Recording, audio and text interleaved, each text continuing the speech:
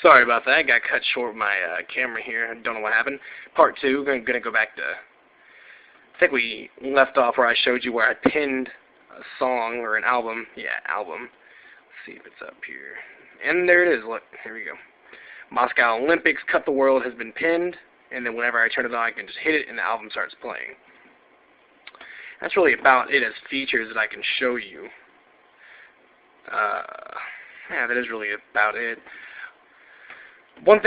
Another thing that is pretty cool about the iPod, or the Zune HD, as opposed to the iPod, when the iPod plays music, you just get your standard little screen showing the album artwork. See, on Zune, it gives you this cool little display, depending on how well-known the artist is. It'll show you a little picture of the artist in the background. It'll change as I change songs here. See? It looks nice. And if I leave it there for a moment, it'll start scrolling around, and I'll just see if it'll do it for a moment.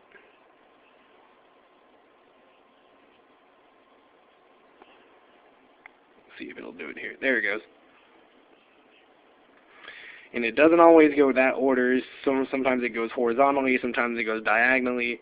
But it'll show the album art, the album title, the artist, and the runtime of the song, current runtime. And actually, that is really about all I can show you of the features of the Zune. Now, what I can say, that the Zune is definitely a good little machine, and I'm definitely liking it. A little more than the iPod, actually, because it is a lot sexier. I can't lie. It's a lot lighter than the iPod is. The screen's a little smaller, and it's a little smaller, which can affect browsing. But still, it's small, it's light. The sound quality is actually louder and better than the iPod Touch. This is actually the best quality sound I've ever heard from anything ever, to be honest. Not even my laptop compares to this.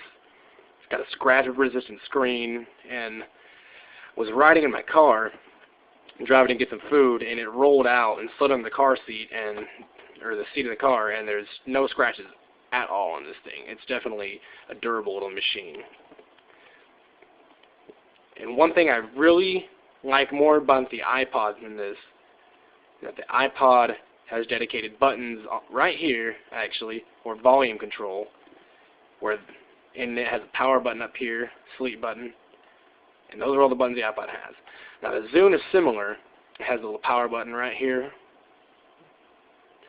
and over here there's a little button where you tap it, if I can find it. You tap it, and it gives you volume control. But you have to be seeing the screen in order to change the volume, which I really don't like, because with the iPod I can just tap, tap, tap, turn it up a little bit. Like if I'm in class and I'm not supposed to be listening to music, I just turn it down a little bit.